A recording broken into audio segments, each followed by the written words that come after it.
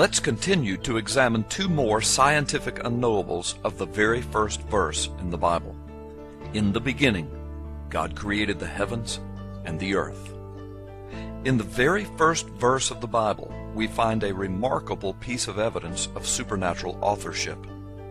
In the beginning, time, God created the heavens, space, and the earth, matter. The Bible speaks of the creation of time, space, and matter in the very first verse. For thousands of years, scientists and philosophers had speculated about the basic components or makeup of the universe. It wasn't until the 20th century that physicists confirmed that the universe, at its foundation, consists of space, time, and matter. In fact, space and time are so tightly linked that astrophysicists now speak of a space-time continuum. While scientific and philosophical speculations about the basic structure of the universe has varied widely, the fact that the universe consists basically of space, time, and matter, a scientifically accepted fact since the 20th century, was clearly foreseen in the very first verse of the Bible, written 30 centuries ago.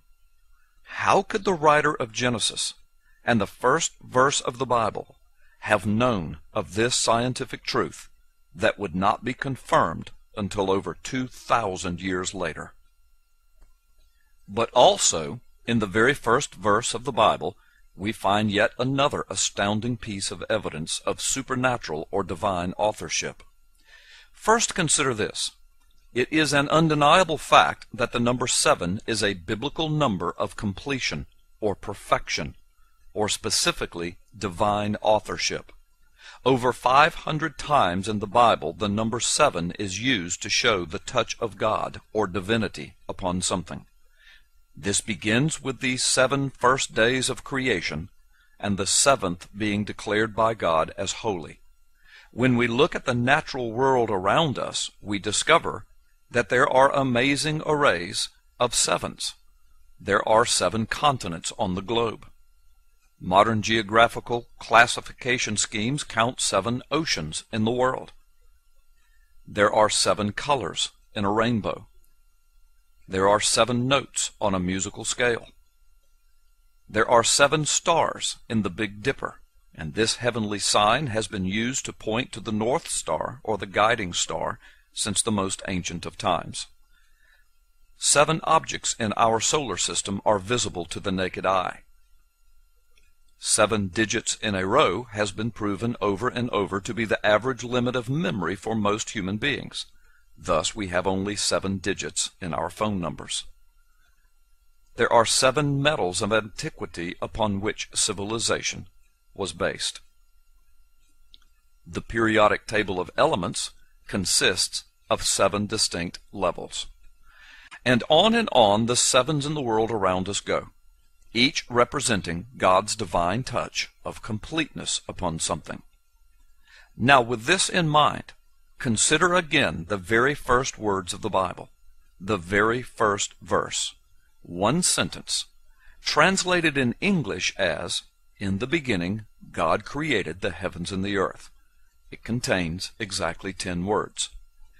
But in the original Hebrew, there are exactly 7 words. And these 7 words possess 7 distinctive features of the number 7 contained within that sentence. As far as anyone has been able to determine thus far, only this one verse in all the Bible contains 7 features of the number 7 out of 7 words. Consider these 7 features.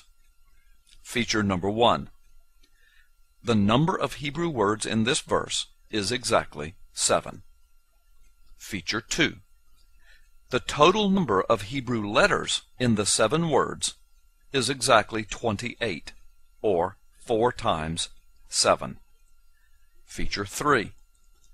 The 3 leading words in this verse of 7 words are, of course, God, the subject, and heavens and earth, the objects. The number of letters in the Hebrew words that make up these three words is exactly 14, or 2 times 7. The number of letters in the remaining words of the verse is also 14, or 2 times 7. Feature number 4. The expression of the two objects of this sentence, the heavens and the earth, in Hebrew, is made up of 14 letters, or 2 times 7. Feature number 5. The shortest word is in the middle. The number of letters in this word and the word to its left is 7. The number of letters in the middle word and the word to its right is also 7. Feature number 6. There are three important nouns in this first verse: God, heaven, and earth. The numeric gematria values of these three nouns are 86, 395, and 296, respectively. Gematria is the 3,000-year-old Hebrew rabbinical practice of assigning numerical values to each of the Hebrew letters. When these three numerical values are added together, the total value is 777, or 777, or 111 times 7. In God's manner of biblical expression, this triple intensification of his perfect number 7 is the strongest possible manner of speaking the touch of his divinity. And feature number 7. The numeric value of the only Hebrew verb in this verse, created, or bara, is 203, which is exactly 29 times 7.